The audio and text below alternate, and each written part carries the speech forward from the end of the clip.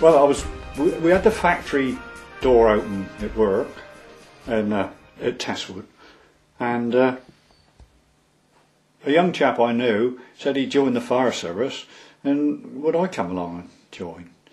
So I said, well, he said you could put your age on a couple of years. That would have made me 17, but I went along with him, and when I saw the officer, he looked at me and he said, "You're a big chap," he said, "you could put your age on and become a fireman, not a messenger or anything like that." So I put my age on, and I walked in the station at sort of 15 and came out at 19. And I said, "When do I start? What do I do?" He said, "Can you come back later tonight?" I said, "Well, this was 7:30. I haven't had my tea yet."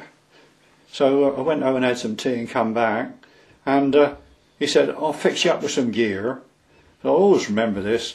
So we went up in the loft in the station, and they had a big box of old fire service stuff, AFS stuff and all sorts. And he said, "Oh, try these tunics on." And he found a tunic which it would fit me. It was a single-breasted fire tunic. There was only a few of these made.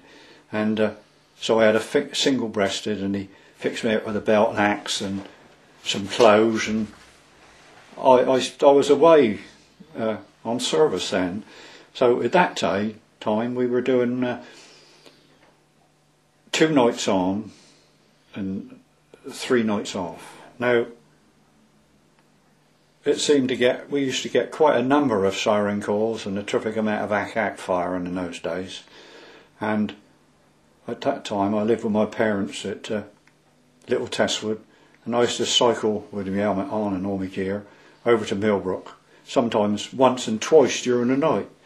But then we came up with an idea in the end that we would only do it once. If we went back the second time, we would stay there just sleep on the floor in the kitchen all night, because what people must realise that we had to do a full-time job daytime. So we had to be away from the station by 7 in the morning, to be at work by 7:30, to do another 12-hour day on aircraft, continuous, 7 days a week.